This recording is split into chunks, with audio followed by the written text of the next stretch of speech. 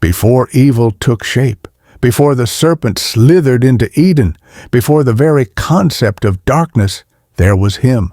Not a monster, not a phantom, not even a cautionary tale. He was pure brilliance, light incarnate, exalted, majestic. He stood closest to the throne.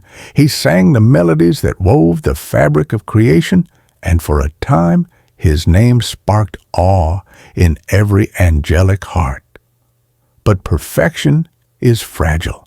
It doesn't shatter with thunderous conflict. It cracks from a thought, just one thought. Why not me? Number 1, radiance of the morning star. In the earliest accounts, he wasn't evil. He was celestial. Referred to as the morning star, his name, Lucifer, meant light bringer, a title that once carried honor, not fear. He was more than an angel, a radiant being, more perfect than any created after. Scripture hints at his appearance, shimmering like rare jewels, sapphires, onyx, gold. Draped in glory, his presence was fire without heat, light without shadow. He commanded not by decree, but by presence. Angels followed him, drawn not by compulsion, but by inspiration. He was a guardian. Some traditions call him a covering cherub, perched closest to the throne of God. Others claim he led worship just by existing, radiating the cosmic music that sustained all things.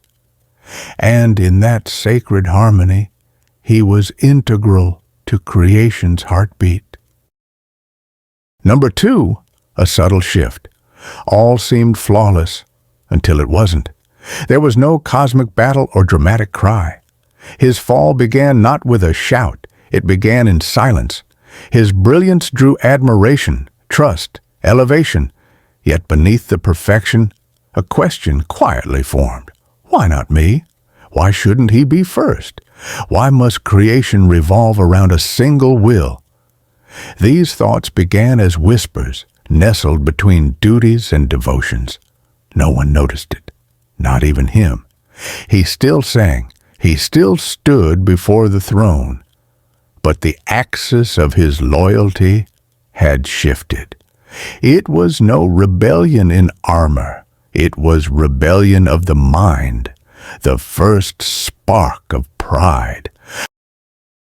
Number 3, rising influence.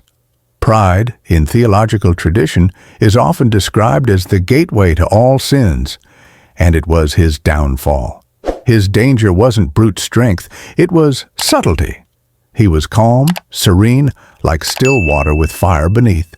His voice, cosmic, layered, resonant. He led angels in worship. He commanded elements of light and flame. Some sources say he could traverse realms. But most dangerous was his influence, when authority becomes invitation, not demand. He asked questions, posed possibilities. Why must one will rule all? Why not allow choice? Over time he moved like wind through tall grass, gentle, unseen, until the field bent to his will. He didn't use force. He inspired belief, a new order, a new freedom. And angels followed. Some estimates suggest up to a third joined him. Number 4, the celestial war. The texts record it simply. There was war in heaven, but it was not grandeur, it was heartbreak. Michael led the loyal host silently, sword in hand. No speeches, no negotiations, just duty. Heaven tore itself apart. Lucifer had everything, power, praise, proximity, yet he lost the one thing that truly mattered, humility. Pride shattered him. He didn't fall softly, he was cast like lightning. Some speak of gates slamming behind him, sealing him out. Wings ignited, then charred, feathers turned black with smoke and ash. With him fell his followers, once angels, now demons, warped by corruption, suffering, and wrath. Their forms twisted, their songs replaced by cries of sorrow and rage. They endured, but no longer as beings of harmony. They were instruments of rebellion. Number 5, the adversary emerges. Lucifer was gone, but not gone. That radiant morning star, now Hatan in Hebrew, the adversary, the accuser, the opposer, no longer a guardian of creation, but a saboteur, not a destroyer, but a corrupter. He would not build, he would unravel, he would not rule. Instead, he would poison what remained pure. His weapons? Subtlety and suggestion. A seed of doubt here, a half-truth there, a finely tuned temptation. This was no epic war.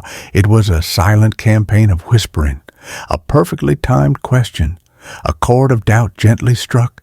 And like that, his war continued. No battlefields, only hearts. He became the god of those who refused God, master of corrupted systems, greed, vanity, fear, bondage. Number 6, in the garden. Then came Eden. There, among the first humans, he appeared not as a beast, but as something familiar, even friendly. A serpent, cunning, subtle. He did not roar. He reasoned. Did God really say? That single question broke trust with whispering effectiveness. Eve listened. Adam followed. Humanity's innocence unraveled, not at the point of a blade, but in the mind.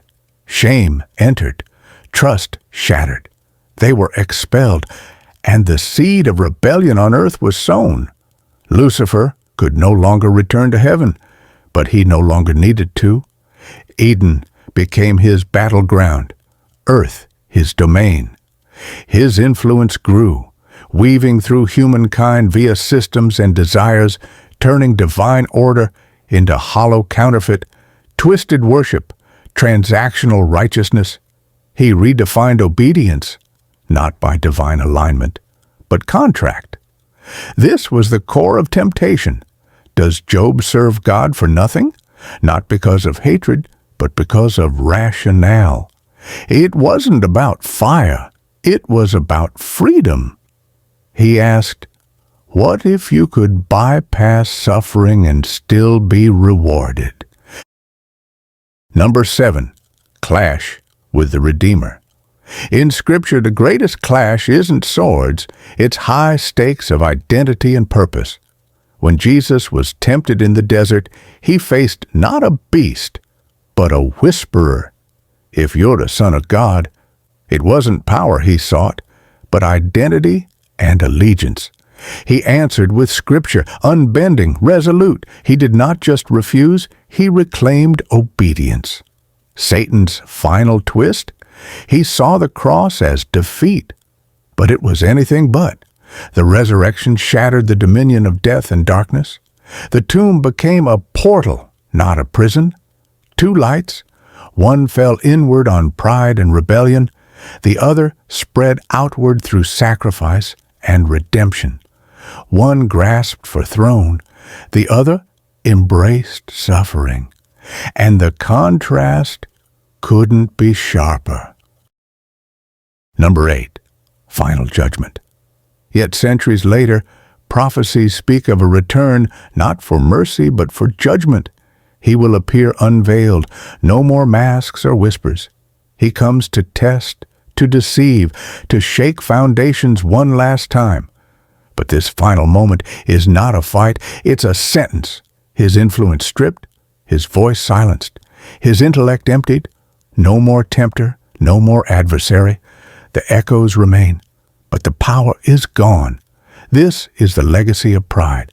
It doesn't end in power, it ends in prison. The morning star becomes a monument to caution. Lucifer's story doesn't end at his fall or even his judgment. It lives within human hearts and cultures. Whether you treat this as literal history or mythic symbolism, it's the archetype of what happens when brilliance turns inward, when light becomes selfish, when voice becomes weapon. Every mention of temptation, rebellion, false pride, or hollow freedom carries a hint of his echo. And the counterstory, Jesus' redemption, transformation, offers the flicker of something greater, humility that lifts, sacrifice that heals, submission that frees. If you found this journey through light, pride, fall, and redemption thought-provoking, like and subscribe for more deep-dive explorations of myth, theology, and the stories that shape us. Let's continue uncovering the myths that mirror our hearts.